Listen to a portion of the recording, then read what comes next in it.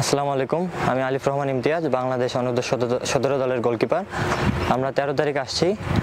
এখানের ওয়েদার বাংলাদেশের ওয়েদার প্রায় একই। আমরা ওয়েদারের সাথে খাপ খাওয়াই নিয়েছি।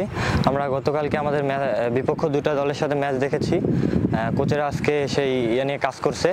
আমাদের প্রিপারেশন অনেক ভালো। কোচের নির্দেশনা অনুযায়ী আমরা মানে সেটা করার চেষ্টা করতেছি সবাই। গোলকিপার কোচ, অন্যান্য কোচ মানে কালকের ম্যাচের অনুযায়ী আমাদেরকে কাজ করাইছে। সকলে আমাদের জন্য দোয়া করবেন। ইনশাআল্লাহ আমরা যেই লক্ষ্য নিয়ে আসছি সেটা যেন সফল হয়ে এবার ফিরতে পারি।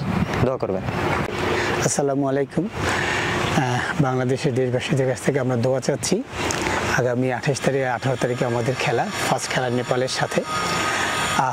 আমরা খুবই আশাবাদী, কারণ গতকালকে যে ম্যাচটা আমরা দেখেছি এবং ওদের খেলা আমরা পর্যবেক্ষণ করেছি ইঞ্চিভাবে, যে প্রতিটা জায়গা থেকে, আমি যেমন আমার গোলকিপার জায়গা থেকে দেখেছি, অন্যান্য কোচরা অন্যদের জায়গা থেকে দেখেছে।